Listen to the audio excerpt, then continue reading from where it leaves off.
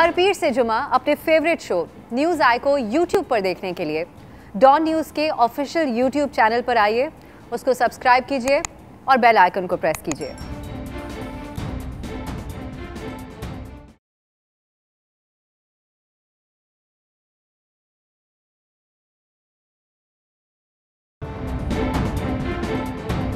अस्सलामुअलैकुम, मैं हूं अब्सा कोमल। कल से मुल्क में जो एक बहस हो रही है सियासी मुखालफत में, एक तो ज़ाती तौर पे जो ज़ाती हमले किए जाते हैं, कैरेक्टर असैसिनेशन की जाती है, दूसरी तरफ से फिर हुकूमत ने जिस किस्म की कार्रवाई FIA के जरिए कल मोहसिन बेग साहब पे की, उस पर अभी तक सवालात उठ रहे हैं।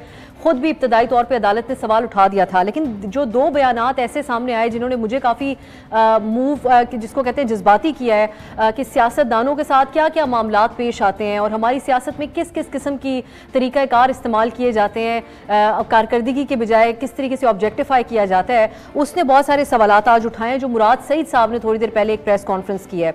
उन्होंने उसमें बातें की और बड़े वो कुछ हद तक जज्बाती भी नजर आया और बड़ा कम आते हैं आजकल वो मीडिया पे, कुछ अरसे से जब से उन पे ज़ाती हमले होते हैं।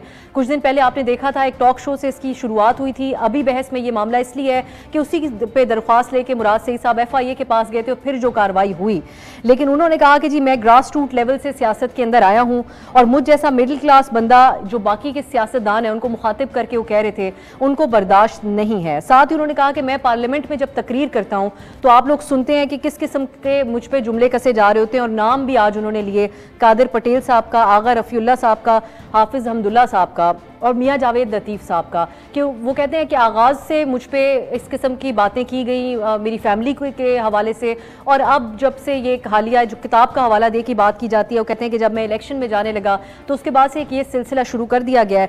ये वाकई एक नौजवान सियासतदान होने के नाते एक कंसर्निंग बात होनी चाहिए तमाम सियासतदानों के लिए कि परफॉर्मेंस की बुनियाद पर जब हम बात करते हैं, तनकीद करते हैं, तो दलील के साथ क्यों नहीं करते, ज़ुमानी बातें करके क्यों करते हैं।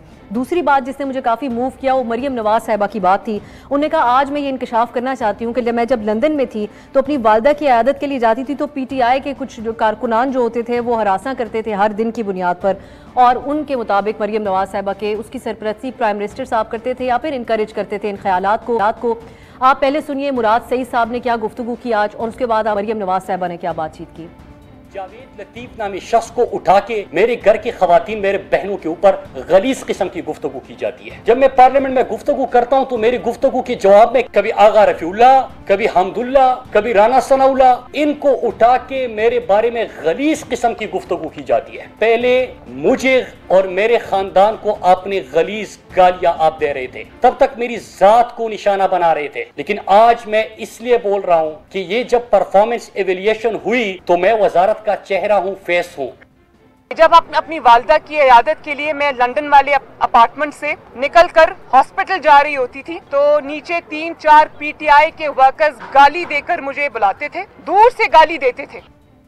अब दो बातें हैं, मुराद सईद खुद भी बहुत ज़्यादा बयानात देते थे और नून लीग की तरफ से भी बहुत सारी बातें की जाती हैं। मियाँ जावेद लतीफ़ साहब का आज बयान सामने आया, तो जब मरियम साहिबा तनकीद करती हैं कि उनके साथ ये मामला पेश आया तो अपनी पार्टी पे नज़र क्यों नहीं डाली जाती।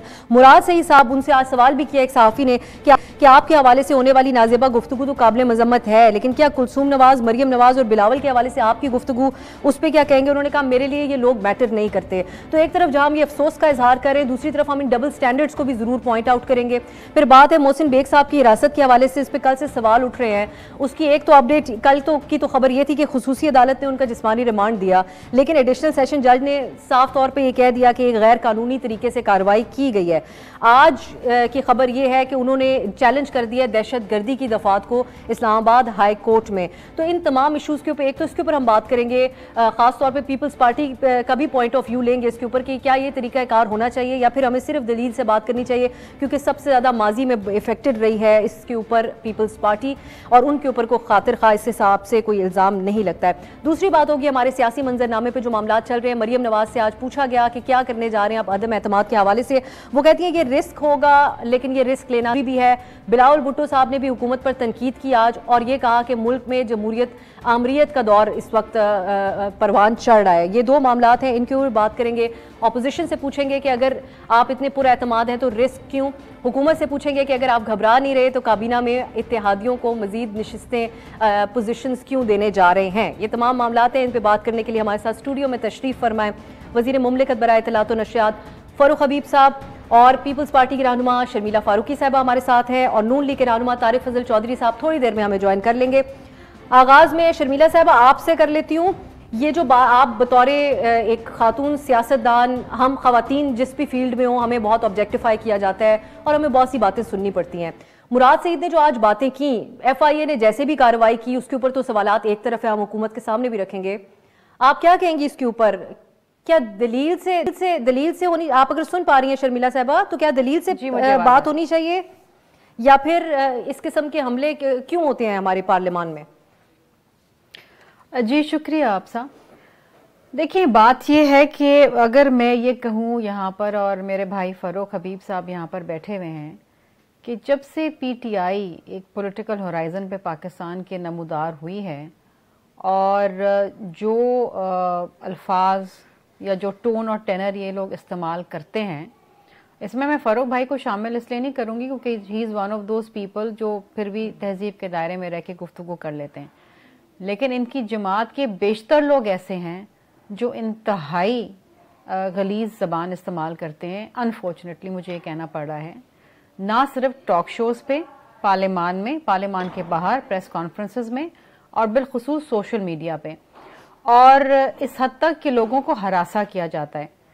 आपको याद होगा कि पिछले दिनों कई जर्नलिस्ट ने बाकायदा ये कंप्लेन दायर की थी कि जी इनके जो तर्जुमान है वो उनको हरासा करें, यहाँ तक कि वो जर्नलिस्ट बेचारे अपने काम के हवाले से सही तरीके से परफॉर्म नहीं कर पा रहे थे, क्योंकि ना सिर्फ गलीज़ ज़बान इस्तेमाल की जा रही थी उनके बारे में, सिर्फ इस वजह से क्योंकि वो हुकूमत को क्रिटिसाइज कर रहे थे और उनको थ्रेट्स भी दी जा रही थी।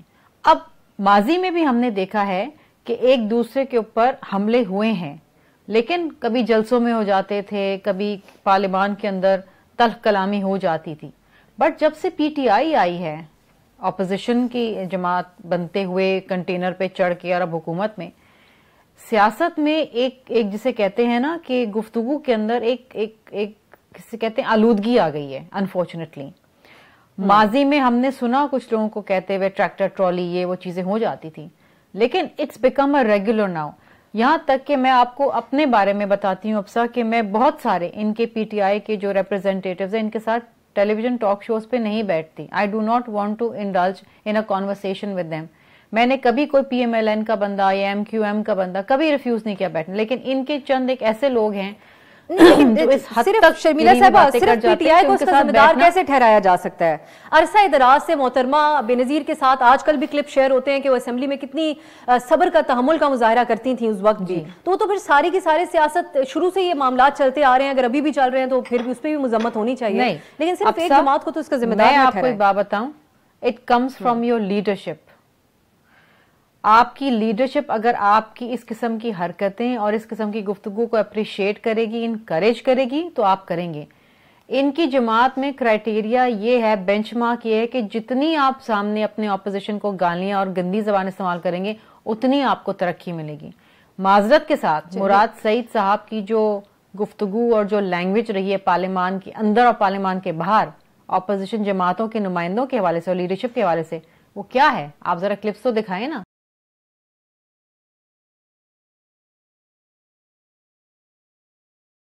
फारूक साहब, मुझे तो खैर बहुत मुतासिर किया आज जो मुराद सईद साहब ने बात की, जो मरियम साहिबा भी बार बार पॉइंट आउट करती हैं कि उनके साथ किस किस्म का सलूक होता है, सहाफ़ी हमारी जो कॉलीग्स हैं वो भी बात करती हैं, लेकिन क्या वजह है कि आप लोग जब बात करते हैं तो वो जवाबी बार आप लोगों के ऊपर ही आता है कि आपकी सरपरस्ती प्राइम मिनिस्टर साहब की हासिल होती है जो इस किस्म की गुफ्तगू होती है, तो फिर शिकवा कैसा? नहीं देखें, बुनियादी तौर के ऊपर बात ये एक अच्छी बात है, आप एक हटके आज जो है वो शो कर रही हैं और इसके ऊपर बात होनी चाहिए बुनियादी तौर के ऊपर, और बड़ा ज़रूरी है कि सियासत है, हम सब सियासत कर रहे हैं, सियासत के अंदर जो अखलाकियात है उसका दायरा जो है वो किसी को नहीं छोड़ना चाहिए।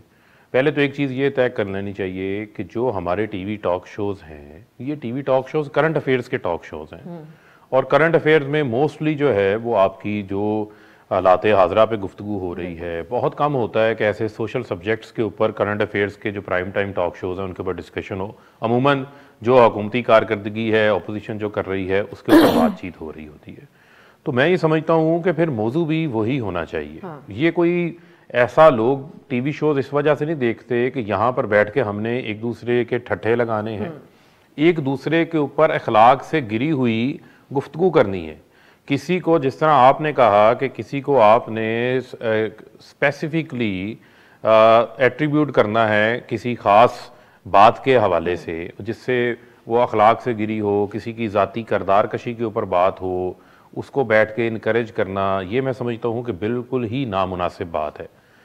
मुराद सईद ने, इमरान खान ने कभी किसी की माओ बहनों के बारे में ना, सुन ले ना अखलाक से गिरी, ना कभी कोई ऐसी बात की है जो बातें जो है वो फेस की हैं। मैं आपको सिर्फ ये बताना, मैं किसी को पॉइंट आउट नहीं करना चाहता, शर्मिला फारूकी साहिबा से मैं इससे ज़्यादा और बेहतर जो है वो एक्सपेक्ट करता हूँ। जब बात हो रही तो मतलब खुले दिल से बात करता है।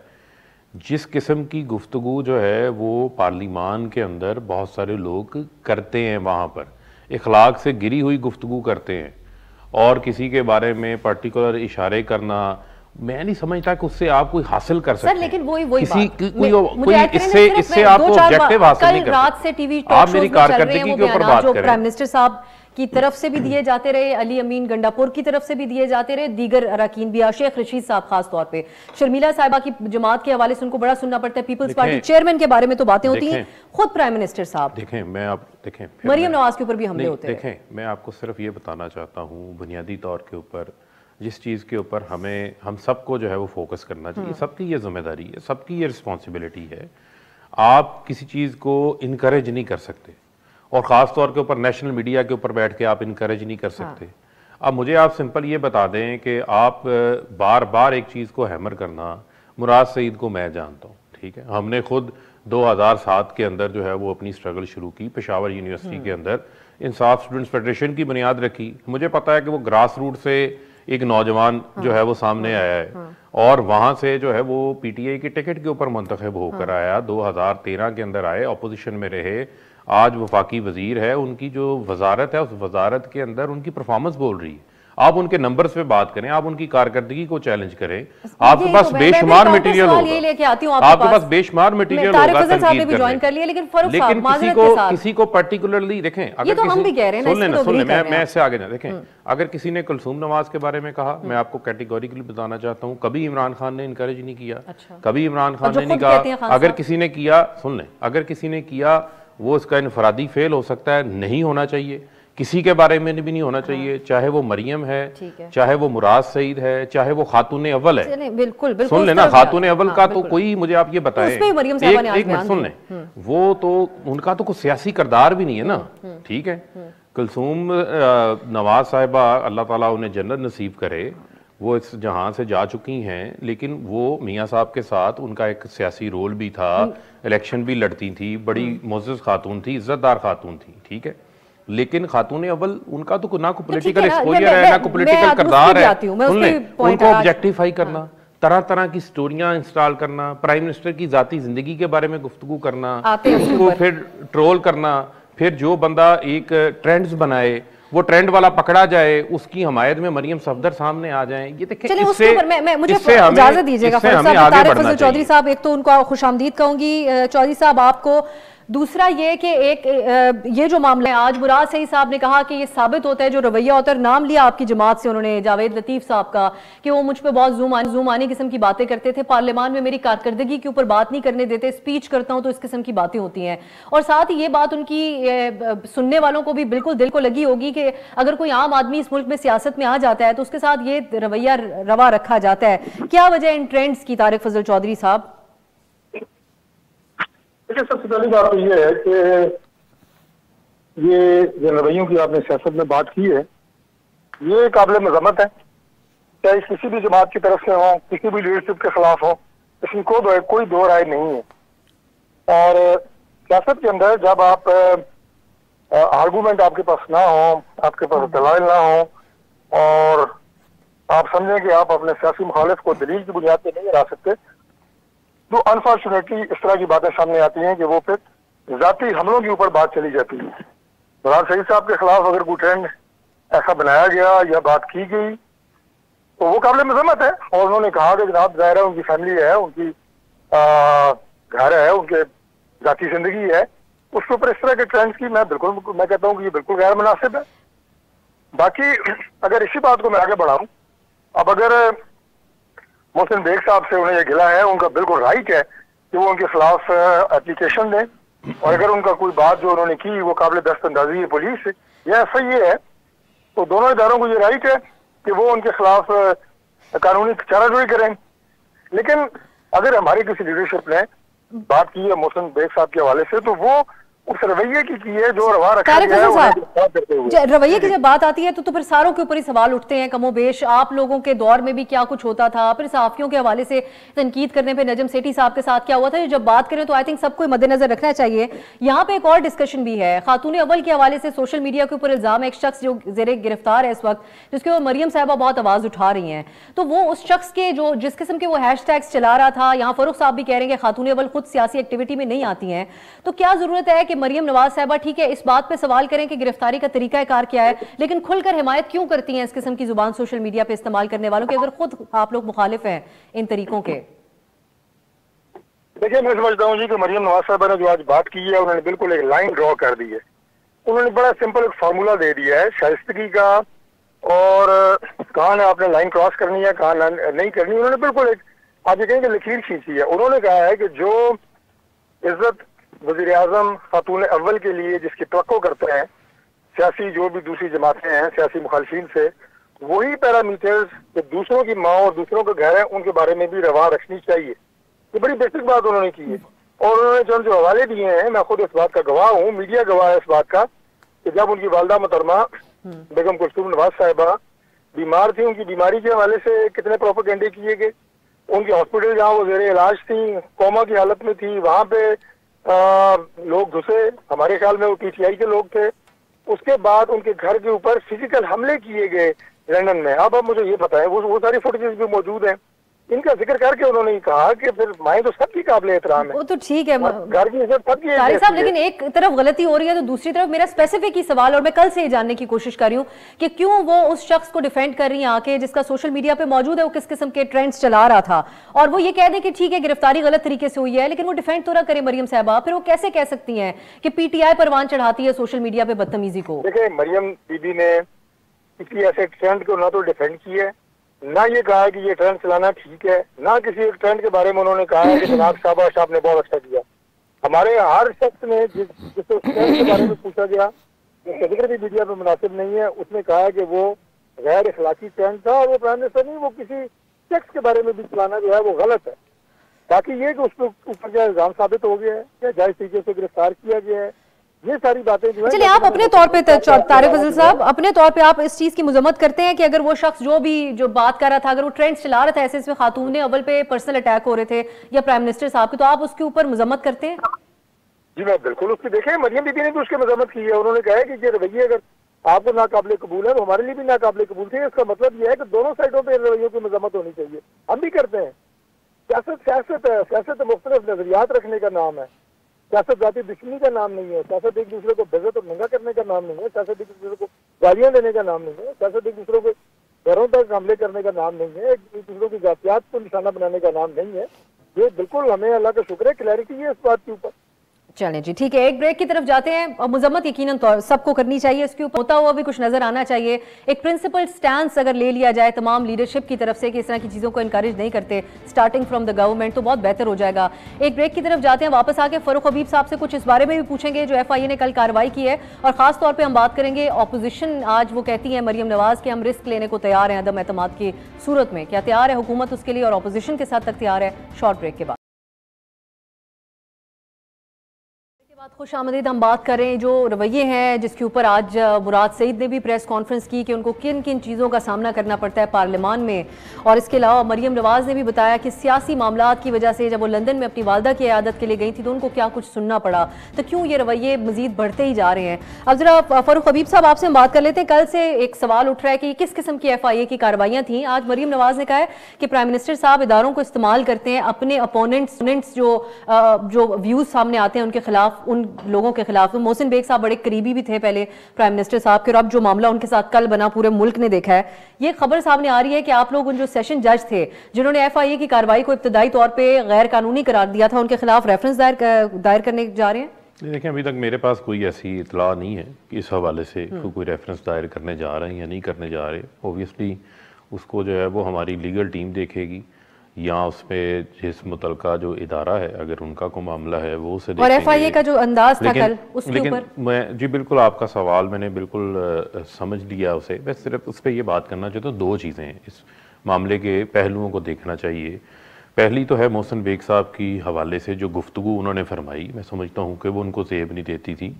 वो कारकर्दगी के ऊपर बात करते, परफॉर्मेंस के ऊपर बात करते, लेकिन वो बिलो दी बेल्ट जाके उस किताब के का हवाला दे रहे हैं जिस किताब को लिखने वाली जो मोहतरमा है वो लंदन में 2 अशखास से उसी किताब में लिखे गए कंटेंट के ऊपर माफ़ी मांग चुकी हैं। एक जुल्फी बुखारी, एक अनील मुसर्रफ साहब। चूँकि वहाँ पर लाइबल लॉज की जो इन्फोर्समेंट है वो बड़ी तगड़ी है, स्पीडी है, तो लिहाजा वहाँ पर चैनल्स को भी माफ़ियाँ मांगनी पड़ती हैं। वहाँ पर जो है अगर कोई इंडिविजुअल भी कोई काम करता है जिसके पास कोई सॉलिड रीज़न ना हो, कोई सॉलिड एविडेंस ना हो, उसे वहाँ पर जो है वो माफ़ी मांगना पड़ जाती है। तो मैं नहीं समझता कि किसी हेयर से के ऊपर जिस चीज़ के बारे में आप जानते नहीं हैं, खुद आप किसी चीज़ के गवाह नहीं हैं, उसका आप हिस्सा नहीं है, तो उसको आप ऑब्जेक्टिफाई करें। उसकी बुनियाद के ऊपर उन्होंने अपना आईनी इंडिविजुअल राइट इस्तेमाल किया, FIR दर्ज हुई। इसी पे मैं आना चाहता हूँ। वो आधे घंटे में कैसे FIR सुन लें। देखें, ये किसी कानून का हिस्सा नहीं है। अगर FIR दर्ज हो गई है, FIA एक फेडरल इदारा है, उसकी जुरिस्डिक्शन पूरा मुल्क है, उसकी इस्टेब्लिशमेंट पूरे मुल्क के अंदर है, वो कार्रवाई भी कर सकता है। मैं सिर्फ आपको एक मिसाल देना चाहता हूँ, मैं नाम नहीं लूँगा। हालिया दिनों में हमारी बड़ी काबिल एहतराम है, एक PMLN की MPA हैं, मरियम साहिबा की करीबी हैं, उनको ऑब्जेक्टिफाई किया गया, उनके हवाले से फोटोशॉप नाजेबा उनकी तस्वीरों को सोशल मीडिया पे वायरल किया गया। यही FIA जो है वो हरकत में आई, इसी FIA का साइबर क्राइम विंग हरकत में आया और उन्होंने फौरी उस मुलजिम तक पहुंचे, उसको गिरफ्तार किया, उसके खिलाफ आगे कार्रवाई चल रही है।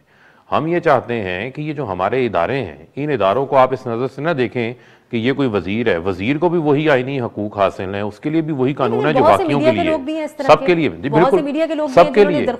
देखें, मैं सबके लिए है। और मैं आपको सिर्फ ये बताऊं, मुझे आप ये बताएं, घर पे रेड करने का तरीका आप उससे इत्तेफाक करते हैं, आप समझते हैं हुआ क्या? कानूनी मामला। अर्ज सुन लेना, जो वहां पे गए उनके पास वारंट्स भी मौजूद थे, जो वारंट्स उन्होंने वहां से लिए हुए हैं। उसके बाद वहां ऐसा लग रहा था कि मोहसिन बेग साहब को FIA गिरफ्तार करने नहीं गई, मोहसिन बेग ने जो है वो FIA को गिरफ्तार किया हुआ है।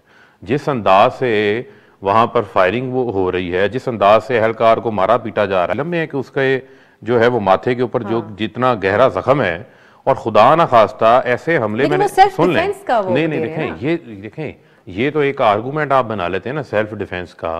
उनके पास कोई हथियार मौजूद थे, कोई ऐसी फुटेज सामने आ गई जिससे नजर आ रहा है कि वो उनके घर के अंदर डाकुओं की तरह दाखिल हो गए। सिंपल उन्होंने बेल दी, उन्हें बुलाया, उन्होंने अपना तारुफ करवाया, उन्होंने कहा कि नहीं मैं कानून से जो है वो बालातर हूँ। पहले एक खिलाफ वर्जी की, उसके बाद उन्होंने रजिस्ट किया, कार्य सरकार में मुदाखलत की, और एक ऐसा माहौल, खुदा ना खास्ता वो गोली किसी शख्स को लग जाती, किसी भी शख्स को लग जाती, वहां मीडिया के लोग भी मौजूद थे, आपके रिपोर्टर हजरात भी मौजूद थे, सब मौजूद थे, किसी को लग जाती या दूसरी जानिब से गोली आ जाती तो किसी की डेथ हो जाती, उसका जिम्मेदार कौन होता? बड़ा ही उन्होंने कानून को हाथ में नहीं लेना चाहिए था। उनकी टीम मुतहरक हुई, सुन लें, हाँ। इसका मतलब है वो इतने बायसर थे, एक्टिव थे कि उनकी टीम मुतहरक हुई। हाँ। विद इन 1 आवर उनकी टीम ने जो है वो अदालती बेल्फ भी ले लिया। हाँ। अदालती बेल्फ उन्हें तलाश भी करना शुरू हो गया, अदालत से उन्होंने कानूनी रेमेडी भी अपनी इस्तेमाल की। तो अगर उन्हें FIA की FIR के ऊपर उसके कंटेंट से इख्तलाफ था, तो कानूनी ऑप्शन सारे उनके पास मौजूद थे। क्या ये बात सही है कानून सिर्फ मैं आपसे ये सवाल हुकूमत को ये चीज भी बॉदर कर रही थी कि जिस किस्म के बयानात वो दे रहे हैं, हमें देखें इंटरव्यूज दे रहे हैं काफी तफसीली, 3.5 साल करीबी थे प्राइम मिनिस्टर साहब के पहले। साढ़े कोई करीबी नहीं होता। प्राइम मिनिस्टर एक पब्लिक एंटिटी है, प्राइम मिनिस्टर एक पब्लिक एंटिटी है, उनसे बहुत सारे लोग मिलते हैं। वो दावा करते हैं 2 दर्जन से ज्यादा लोगों को उन्होंने शामिल कराया आपकी जमात। वो ऐसी बातें करते हैं, मैं भी उन्हें जानता हूँ, इस हवाले से कोई मसला नहीं है। मामला ये है, उससे पहले वो परवेज मुशर्रफ के भी करीबी थे, जरदारी के भी करीबी थे, बहुत सारों के करीबी थे। अब सिर्फ मामला ये है कि आप मुझे बताएं कि अफसा कानून को हाथ में लेने का इख्तियार है किसी को?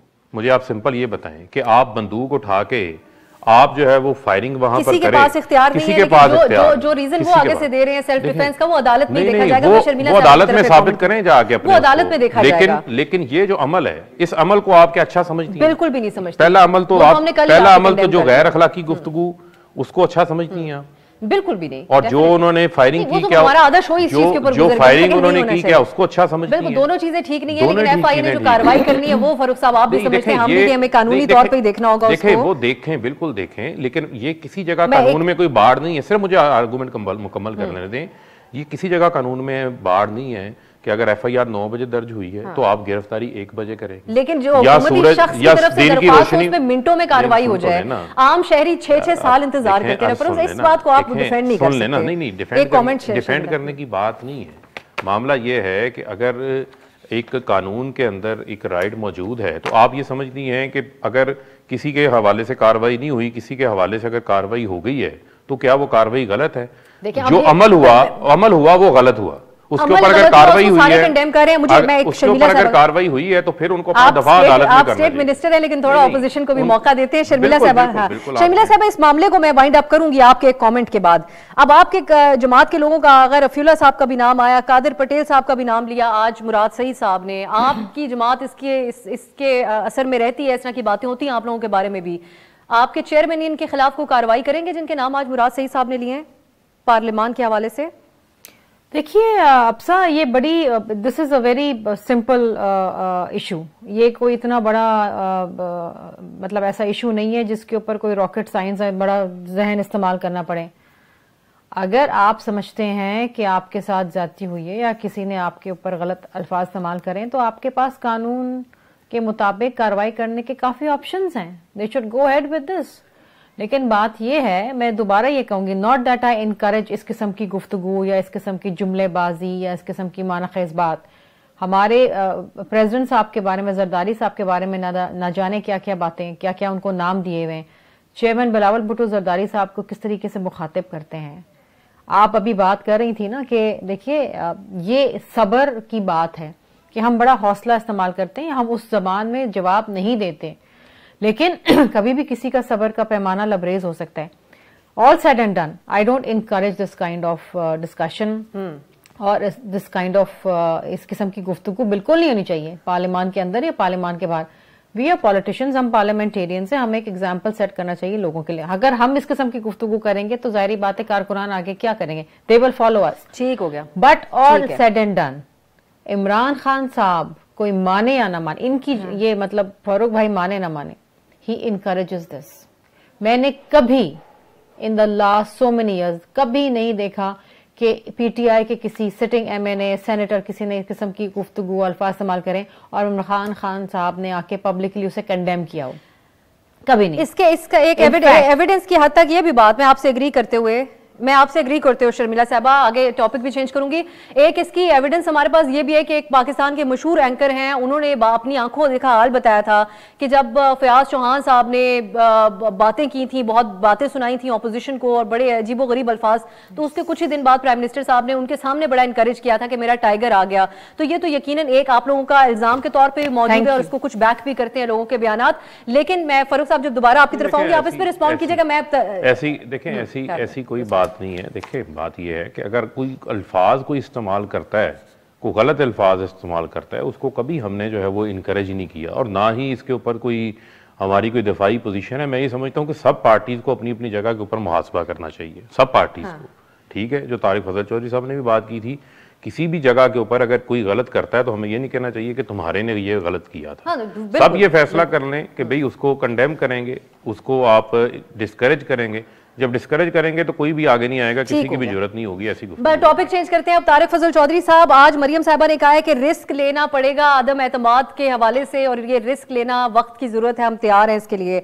अगर बायस हुकूमती अरकान आपसे राब्ते में हैं, जहांगीर तरीन ग्रुप के हवाले से कुछ आप लोगों को एतमाद है, खुफिया तौर पर स्ट्रेटजी नवाज शरीफ साहब के पास है, तो क्या वजह है रिस्क लेने की बात हो रही है? फुल कॉन्फिडेंस से क्यों नहीं कहा उन्होंने कि हम अदम एतमाद मुकम्मल एतमाद के साथ लेके आ रहे हैं? देखिए, मैं आपके सवाल का बिल्कुल जवाब देता हूं, लेकिन मैं सिर्फ एक चीज अर्ज कर देता हूं। इससे पहले जो अभी मोहसिन बेग साहब की गिरफ्तारी के हवाले से बात हुई है, मैं पहले ये बात अर्ज कर चुका हूं कि उनके खिलाफ जो दरखास्त दी गई, मुराद सईद साहब ने दी या कोई भी दी गई है, वो उनका राइट है। मुकदमा अगर मुरवजा कवानीन के मुताबिक अगर कोई बनता है जरूर बनाए, उनकी हमारी बहन मेरी उनसे भी मुलाकात हुई है।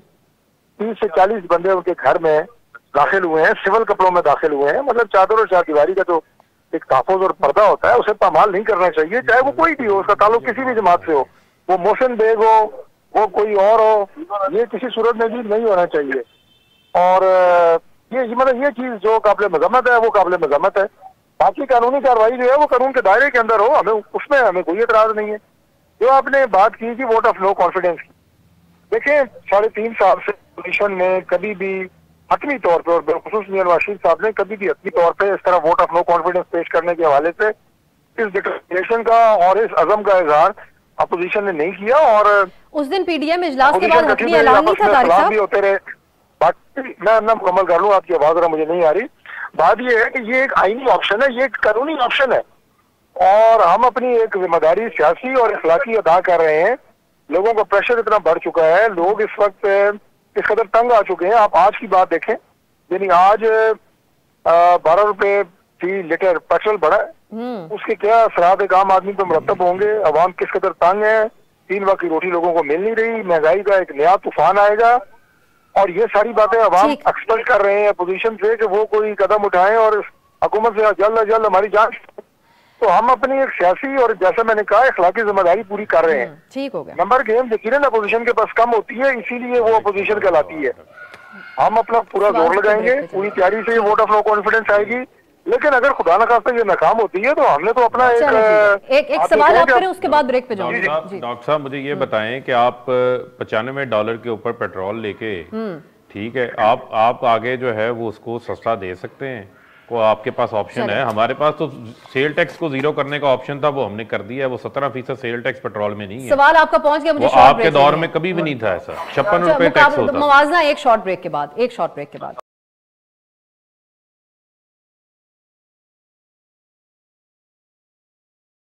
ब्रेक के बाद खुश आमदीद। हम बात कर रहे हैं जो अदम एतमाद के हवाले से कन्फ्यूजन नजर आ रही है अपोजिशन के, एक तरफ से कन्फ्यूजन नजर आती है, दूसरी तरफ कुछ राज भी रखा जा रहा है कि कुछ ऐसी बातें जो लीडरशिप को मालूम है और उस हिसाब से खुफिया कार्ड्स रख के इस बार अमल दरामद किया जा रहा है।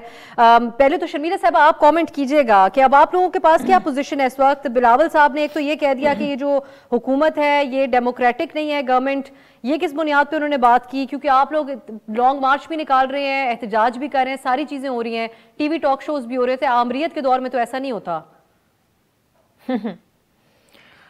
एक होती है सिविल डिक्टेटरशिप, जहां पर सांस लेना मुश्किल हो जाता है, जहां पर महंगाई का इतना तूफान बर्पा कर दिया जाता है कि लोग अपने घुटनों पे आके दुआइयां देते हैं कि खुदारा हमें इस हुकूमत से छुटकारा दिलाएं।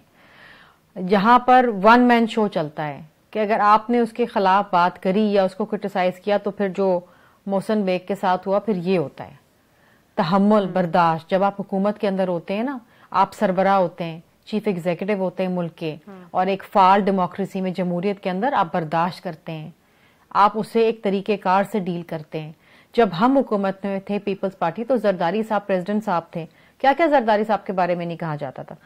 एक तो अखबार ऐसा था जो बाकायदा उनके ऊपर इश्तिहार छापता था। क्या किया हमने? कुछ नहीं किया। तहम्मुल, हमने पकड़ के उसको जेल में बंद नहीं कर दिया, हमने उनके घर में घुस के उसके ऊपर दावा नहीं बोला, हमने मुकदमात नहीं बनाए। इस हुकूमत में मुझे आप बताइए कि कोई ऐसा सियासी मुखालफिन है जो जेल होके नहीं आया हो? मुझे आप नाम बताएं।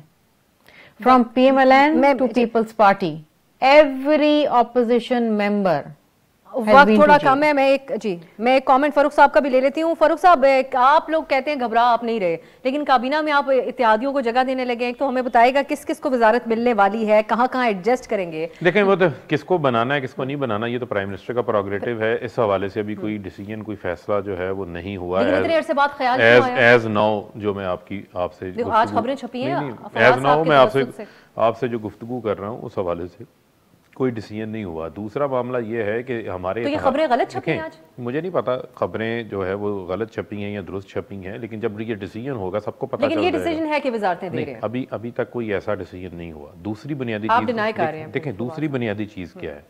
दूसरी बुनियादी चीज़ ये है, देखें, अगर कारकर्दगी पे ऊपर जांचना है तो 13 साल से सिंध में पीपल्स पार्टी की भी हुकूमत है। वहाँ ग्रां फरोशी है, वहाँ टैंकर माफिया है, वहाँ कराची की जो हालतेजार है वो सबके सामने है, अंदरूने सिंध की जो हालतेजार है वो सबके सामने है। इत्तेहादियों को पक्का करने के लिए आप लोग नहीं दे रहे मिनिस्ट्रीज बलोचिस्तान? देखें, इत्तेहादी हमारे इत्तेहादी हैं, हम उनको पहले भी साथ लेके चले हैं, आइंदा भी साथ लेके चलेंगे। अगर किसी की कोई रिजर्वेशन है उस रिजर्वेशन को दूर करेंगे। देखें, जो आपकी इत्तेहादी हुकूमत होती है, जब अलायंस के ऊपर हुकूमत होती है, उसके चैलेंजेस डिफरेंट होते हैं, उसमें फिर आपको उन तमाम चीज़ों को मद्देनजर रखते हुए लेके चलना पड़ता है। ठीक हो गया, पॉइंट आ गया आपका। मैं एक शॉर्ट बात जाते जाते कहना चाहूंगी। फरूक हबीब साहब आपका भी बहुत शुक्रिया, शर्मिला साहब आपका भी बहुत शुक्रिया, तारिक फजल चौधरी साहब आपका भी बहुत बहुत। जाते जाते मैं ये कहूंगी कि वजीर मजहबी अमूर ने कल कहा कि खवातीन औरत मार्च के ऊपर को हया डे के तौर पर मनाए और ये दिन ना मनाया जाए, इसकी मुखालफत की उन्होंने। उनसे दरख्वास्त ये होगी, इस हवाले से हुकूमत के अंदर से भी आवाज़ें उठी हैं कि खवातीन का दिन खवातीन के ऊपर छोड़ दें, उन्होंने किस तरह के मुजाहरे करने और कैसे उसको मनाना है। वजीर मजहबी अमूर इस बात पर गौर करें कि इस वक्त मुल्क के अंदर मजहब के नाम पे इतना तशद्दुद क्यों हो रहा है, ये उनका काम होना चाहिए। औरतों को अपने मसाइल खुद डिस्कस करने दीजिए। आज के लिए इजाजत दीजिए, खुदा हाफिज।